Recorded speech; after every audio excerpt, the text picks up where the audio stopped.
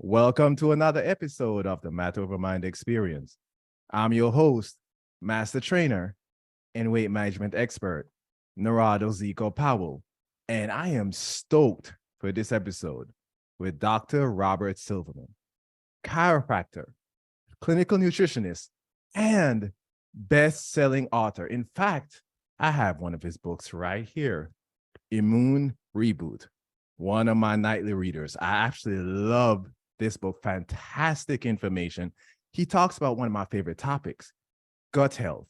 But what makes it unique, he connects gut health to long COVID. So you see where I'm going with this, right? Oh, yes, we have a whole lot of stuff to talk about.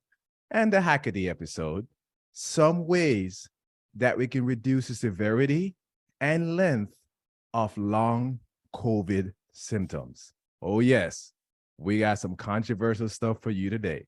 And with that being said, let's welcome Dr. Rob to the show. How you doing today? I'm doing great. Thanks for having me. I'm excited to be here as well. I am too. I was trying to think.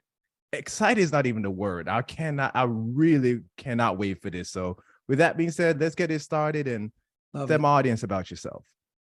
Well, again, thanks for having me. I'm a chiropractor. I've been a practicing chiropractor for almost 24 years. Chiropractic I was drawn to chiropractic because I suffer from a congenital abnormality called torticollis. I have a shortening of muscle on the right side of my neck. And the medical model really didn't offer me anything, unfortunately. They tried. There was just no real answer for it. I went to, at 18 years old, many, many years ago, much older than you, my friend. And in that, I went to this fabulous medical doctor. And the medical doctor said to me, I'll give you three options. Number one, you can do nothing, which didn't seem to be a good answer. Number two, you could do some surgery, pull on the muscles, and guarantee me a scar. Not much better. Or three, I could try a chiropractor. And he said the chiropractor wouldn't kill me, so it was worth an opportunity. So a little tongue in cheek, I went to the chiropractor, and man, when I was worked on by the chiropractor, the Star Spangled Banner went off. I saw stars. It was incredible. It changed my whole life trajectory. I wasn't sure what I wanted to major in college. I knew what I wanted to do after that. And now I don't have a job. I have a mission every day because chiropractic really put me on that path. The beautiful thing about chiropractic is that enabled me to incorporate nutrition, modalities, critical thinking, and the ability to help patients without any kind of medical intervention. And that's why the idea of COVID really resonated, unfortunately, with me when it came. So with that being said, that's going to lead me to my next question, because we introduced it, long COVID, right? Long COVID. So what requirements must be met for so we consider that, hey, someone's suffering from long COVID? Here's a technical definition: the continuation or development of new symptoms 3 months after the initial SARS-CoV-2 infection, with these symptoms lasting for at least 2 months with no other explanation. You know, a more layman's term is you got sick, you got COVID, and the symptomology lasted for a period of time. Or even though you had COVID, you had some symptomology, and the symptomology is really life-changing. So many people have had long COVID and their life has changed. Number one thing that you'll see with long COVID, without question, is fatigue. Now, with the idea of long COVID, it's interesting. It originally was called long hauler syndrome. It was May 2020 when a Twitter expert, somebody who tweeted a lot, said, man, I've had COVID for 2 months. I'm long hauling with these symptomologies. And it went from there. Did they use those exact terms? They used the term long hauler. We've tightened it up to call it long COVID. Either one, they are synonymous with each other now. So it's like long COVID doesn't even sound like a medical term. It seems like it's just a term that we kind of made up and we've just been rolling with it ever since, right? Yeah, you know, it's funny that long hauler was exactly what you just said. There's 10 different diagnoses for long hauler, long COVID syndrome. It's actually a medical diagnosis now in the ICD-10. So when you go to the doctor, you clearly can get a diagnosis of long COVID, long haulers, PCASC, any of the aforementioned would be a diagnosis.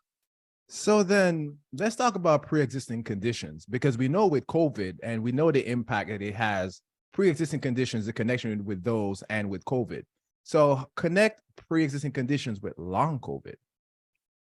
Interestingly enough, I mean, the takeaway here is that people who were healthier didn't get long COVID as often as people who were unhealthy. Now, some of the problems that we have in the American population, and I'm going to really try and highlight the American population and both of us living in America.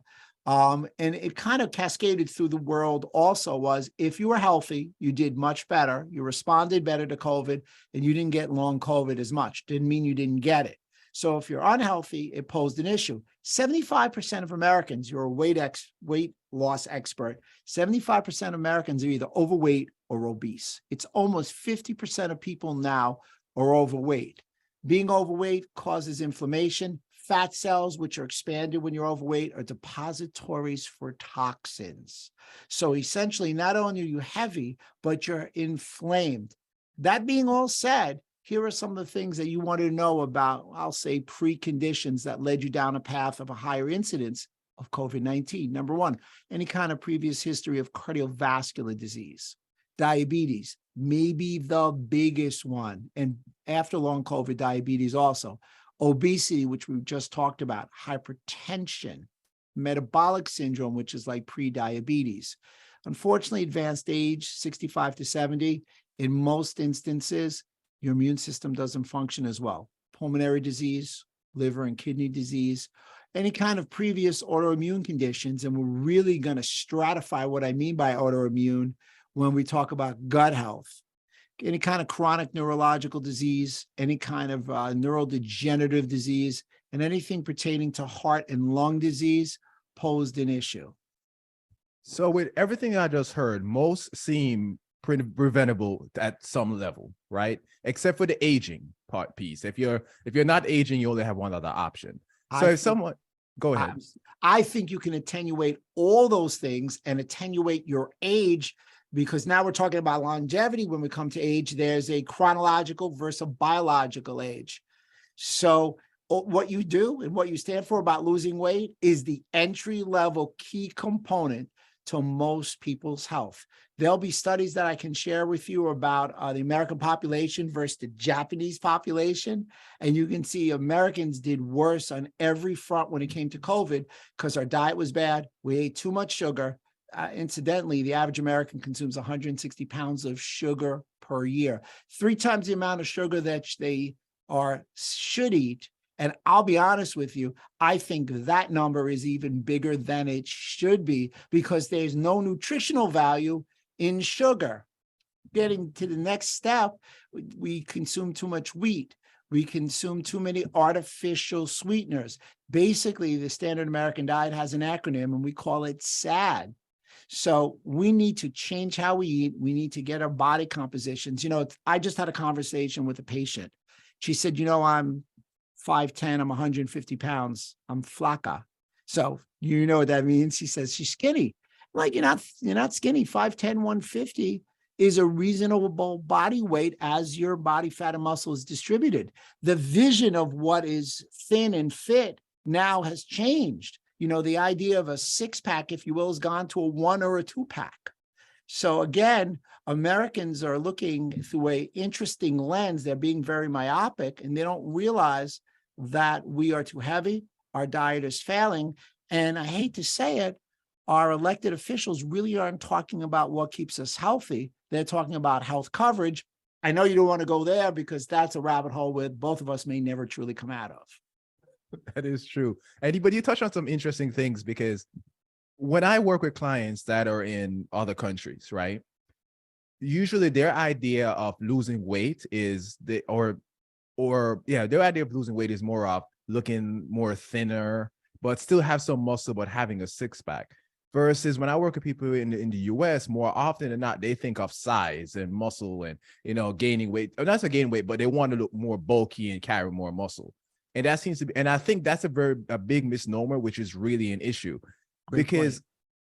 I myself, I'm about 184, 185 pounds. I'm 5'11".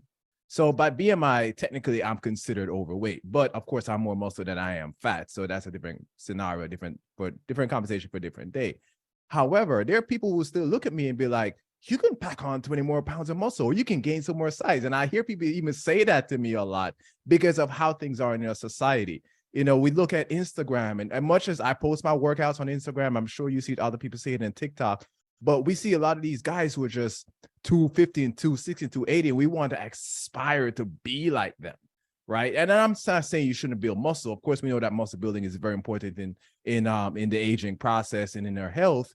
But just conspiring to have a high BMI, even if it's muscle, can be detrimental to your health. But most people don't have a problem with muscle. They have a problem with too much body fat anyway. So that's a whole different conversation in itself. Right. I agree. And those 250, 260 guys are training using different kind of supplementation than the average person. And they've made a 24 hours, 7-day a week, 365 commitment to putting muscle mass on. Interesting. Dr. Gabrielle Lyons has said the muscle mass is your longevity organ.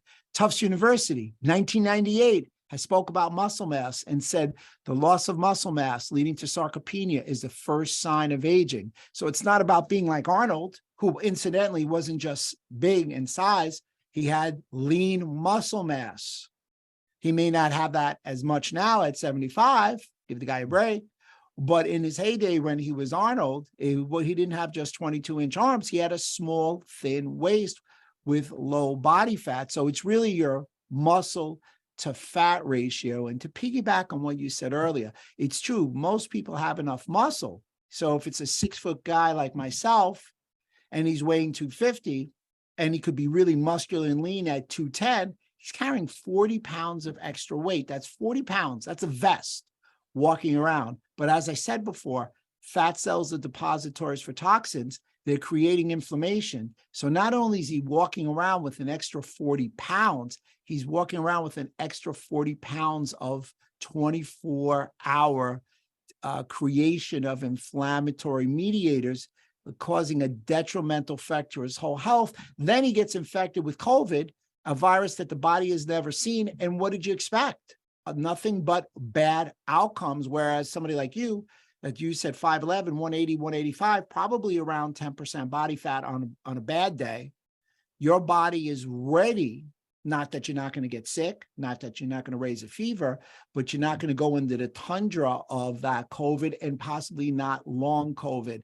So it's 3 years, everybody. And there's vaccines, there's a lot of things. And again, we're not going to talk about that. That's another rabbit hole. But the bottom line is the one constant that has not changed is we need in America to take better care of ourselves. And we should start today because you had 3 years to get into shape. That's right. And we need to keep working on it. And just like you, I have a mission. My job would weight, and that's why I say this show is a weight management show, and I'm a weight management expert.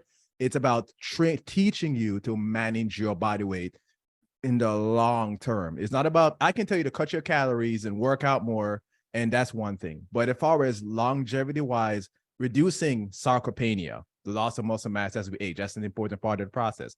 Having the right digestive enzymes like amylase and lipase and protease, so you can break foods down well. And there's so much that goes, the proper way to train, weightlifting versus cardio, how to mix it up. There's so much that goes into it, but once you're doing it, you'll feel better, you have more energy, you can combat diseases and combat illnesses a whole lot better, and there's so much there. But this is what I really want to talk about. I want to talk about gut health, because we're talking about taking better care of ourselves. So let's talk about gut health and long COVID. What are the connections there? You know, it's interesting. So many people ask me, what are the mechanisms of long COVID? And mechanisms are immune dysregulation. So I'm going to back up the truck just a little bit and give a couple of things and really get into the gut health. But immune dysregulation is a critical element. Our immune system is not functioning well because our bodies are not healthy. In addition, we have something called autoimmunity and immune priming. So immune priming is the idea that our immune system took a picture of COVID in 2020, and every time we see one of its cousins, variants, or mutations, we print the same picture, produce the wrong antibodies, and that's why we're getting sick no matter what we're doing. Some of the other mechanisms are dysfunctional neurological signaling. You know, the body's an interconnected organism. If we're not functioning well, if we're not communicating, that poses a problem. Our body should sound like a mellifluous soliloquy, as opposed to most American bodies sounding like a junior varsity orchestra without a conductor. But the real one that we want to talk about is gut health. 80% of our immune cells are in our gut. It's where our macro and micronutrients are absorbed. Our gut is without question, the epicenter of our health. Our gut communicates with the brain in every part of our body. So therefore, it is our super highway to health. Interesting that indicates that post-acute COVID-19 syndrome and gut dysbiosis being the unleveling of good and bad bacteria, lingers for over a year after the SARS-CoV clearance. So what did I just say? That our gut is still dysfunctional 1 year after we get COVID-19. Now, what's interesting about it, people say, well, why? Well, it's real simple. You got to shed the virus. And there's a lot of people out there that were talking about shedding a virus. There's a lot of people in my field also said some very interesting things. Here's the memo, everybody listening. You shed a virus through your gut because 80% of immune cells are in your gut, and it's a way to get it through your system. So this type of strain on your gut can cause something called a leaky gut. Now, when your gut is leaky, that is a detriment to your overall health. It's a break in what we call our screen, and things can pass our gut, like viruses, bacteria, and large food particles that aren't supposed to, putting a strain on our immune system. So people ask another reason why. Well, it's going to be a little technical now. B cell activations, which are antibodies for our immune system in our bloodstream, when they expand, they prohibit our gut from healing. And our gut, as epithelial cells, has to heal and knit. So therefore, our gut is under strain on multiple fronts. So when people come into me, and I know it's your favorite topic, the first thing I ask them is, what have you done for your guts lately? Do you have the guts to be healthy? I love that. And now I have a couple of things that I was thinking about as you were talking. So gut dysbiosis, for people who are not familiar with it, right? We know it's more of the combination of good versus bad bacteria, your gut environment. But what do you think there's a percentage of good versus bad bacteria that you should have to say, hey, I do have a healthy gut environment? And also, I should answer that question and I'll think of the second one because I can't think of it right now. Absolutely. It's approximately 85% good versus bad bacteria. So let's expand on that conversation a little bit, because I think the listeners and the people watching really want to know. Your gut is an ecosystem. It is like a neighborhood. The bulk of the people who live there, or the bulk of the bacteria organisms that live there, are commensal. They're sort of like middle class. They take up the real estate. And on the left side of the gut, if you will, are something called symbiotics. You feed them a little, you feed them some fiber, and they populate. So they're the rich kids in the neighborhood, if you will. On the right side are sort of the bad kids. They're called parasitic. Well, you need to have some, because your whole body needs to know what a parasitic is, because it needs to sharpen its defense against it. And everybody needs to know the bad kid, because you want to stay away from it. The problem is when the parasitic overtakes in number the commensal or the symbiotic, you've got dysbiosis, you have failing gut health, and you probably have failing health. So dysbiosis can be avoided by funneling as much good bacteria and as much prebiotics to feed your probiotics, so you ultimately end with something called a postbiotic. You know what's, they're now selling postbiotics on the shelves, which I think is absolutely crazy. Because the way I look at it, I don't have any data to back this up, but I look at it as what your body produces different types of postbiotics, and it's what your body produces. If you feed your probiotics, prebiotics, it produces the postbiotics that your body needs. I think that's the best way to look at it. And another way I look at it is, you know, because I've had people ask me, what's your favorite probiotic to take? And of course, you have to make sure they're live, culture strain, and all that stuff. But I always say this one thing, and you just said it. If you're not eating healthy fiber, it doesn't matter what probiotics you take. Like, you have to eat, especially oligosaccharides, you know, that very good, very healthy, feeds your good, but it's so good for your gut environment because your probiotics can feed on them. But I remember my second question now. We're talking about dysbiosis up to a year post-COVID. Is that on average? Is it differences, say, with healthy versus unhealthy people? Do you see any differences there? You know, it's fascinating in that was average. So when you think about it, one of the first questions I ask patients when they come in is, when was the last time, or have you ever had a positive COVID test? So they'll respond, and then I'll say, are these symptomologies, are these issues that you have now post-COVID? And they'll say yes.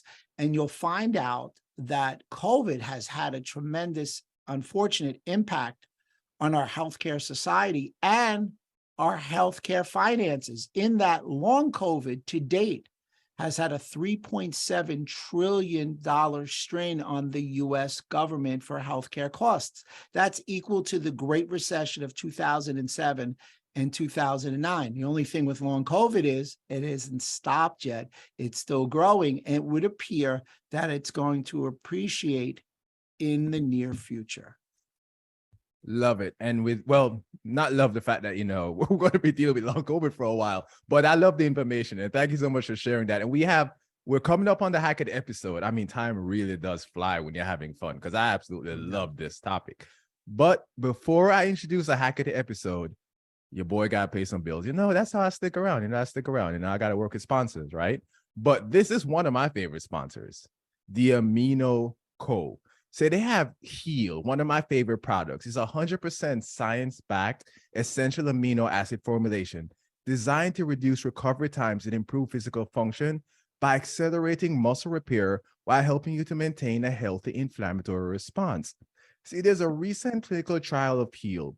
1 scoop and 2 amounts compared to high-quality whey protein, and the net whole body protein synthesis and breakdown were measured, and the response to Heal was found to be 3 times larger than whey protein on a gram-to-gram basis. Absolutely love this stuff. I drink it every time I'm training. I actually use it more like an intro workout because it has creatine, because it has a particular blend of essential amino acids and whey protein concentrate that your body can absorb and use while you're training, even post-workout as a recovery. Or if you're injured, it's something to think about as well, because it can help you to maintain muscle mass, one of the things we'll be talking about. And one of my favorite things about Amino Co, because we're talking about artificial sweeteners, they have flavors. Sorry, that's my train of thought there. They have flavors that uses natural sweeteners. So if you don't want to use artificial sweeteners, they have those flavors available to you, all natural flavors as well. You will see it when you go on the website to purchase it. It will tell you all natural. So there you go. The website is aminoco.com/ZicoHealth. My code ZicoHealth gives you 30% off. But of course, I'll make sure that it's in the description of the podcast, so you can click on it, get your 30% off, Heal, Perform, and all the essential amino-based products. And with that being said, let's get to the hack of the episode. What are some ways we can reduce the severity and length of long COVID symptoms? And another excellent question. Number one, I believe adhering to a healthy lifestyle prior to infection will decrease the risk of post-COVID. But let's get into that. Let's get specific. So I have a saying that I like to say: you can't control the virus. You can only control the host. Can't control the air. Yeah, you can have a filter, but you can control the host. You can make the host an inhospitable host for viruses, bacteria, fungi, and the like. So avoid certain foods. I have some acronyms I like to share with everybody. GPS, no gluten, no processed food, and no added sugar. DNA, no dairy. Yes, no dairy. No nicotine. No artificial sweeteners. Also, please avoid any kind of deep fried foods. Avoid vegetable oils that people cook in. There's no vegetables in vegetable oils. There's seed oils. They may be the most detrimental thing you could add to your diet. Try and follow an anti-inflammatory diet. Control your glycemic index and load. Whatever fruits or whatever carbs that you decide to eat lower amounts of sugar. I'm a big proponent of detecting and avoiding food sensitivities. Not food allergies as much. Of course, you have to avoid an allergy, but food sensitivities, allergy sensitivity. An allergy is something that you'll know you have immediately because you'll eat it and you'll swell. Food sensitivities is something that you'll ingest, and you can have a 72-hour wait till symptomology is shining through. So therefore, you need to test for food sensitivities. Avoid your environmental overload. And if you're going to eat, make clean eating a priority. Eat organic food. Eat farm to fork. Eat wild smash fish, smash, salmon, mackerel, anchovies, sardines, herring. Eat a plant-forward type diet, maybe 80% plant, 20% animal proteins and fishes and the like. Fruits and vegetables, but be careful in the fruits you consume. Berries, go for it. Apples, okay. The higher glycemic ones like mango, banana, orange, maybe not a good choice. Grass-fed meats, high fiber, nuts and seeds, bone broth, herbs like ginger and turmeric. Make sure you consume proper amounts of fluid intake, water, hydrate. Make sure if you're going to drink organic teas and coffees, they should be organic. Watch the oils. And here's one of the bigger lifestyle hacks: time restrictive eating and intermittent fasting. So it's really time restrictive eating, everybody, means that you feast and fast in the same day. Intermittent fasting technically means that you don't eat for the day. Either way, whatever you want to call it, you want to have a 14 to 16-hour window in a day that you don't eat, because that intermittent fast allows for a process called autophagy. It's the breakdown of old cells, and you can make new cells. It's our body's own cleansing process. We were not made to eat all day. We were made to eat in part of the day and rest from food for the rest of the day. This autophagy, which won a 2016 Nobel Prize, enables you to break those old cells and make new cells. So new cells like a new immune cells or immune rejuvenative cells, these new cells, these new immune cells allow for immune resilience, makes your immune system resilient so it's much more flexible to an onslaught of toxins or a new virus. The same holds true in intermittent fasting with mitophagy, the breakdown of old mitochondria and new mitochondria, which is critical because it's the mitochondrial dysfunction that gives us so much fatigue, which is characterized in long COVID. Sufficient sleep, 7 to 8 hours of good sleep. You got to exercise, everybody. I mean, it's 30 minutes a day, or you can be dead 24 hours a day. I don't see it as being a choice. I see it being as fun. Find something that you like. Walk in a mall, body weight exercise, weight resistance. I'm a chiropractor. I believe chiropractic care is the backbone of healthcare. I think everybody would benefit from good chiropractic service. Any kind of low-level laser, non-thermal laser works great for mitochondrial function. Modify your stress, and of course, take care of your immune system. So those would be lifestyle hacks.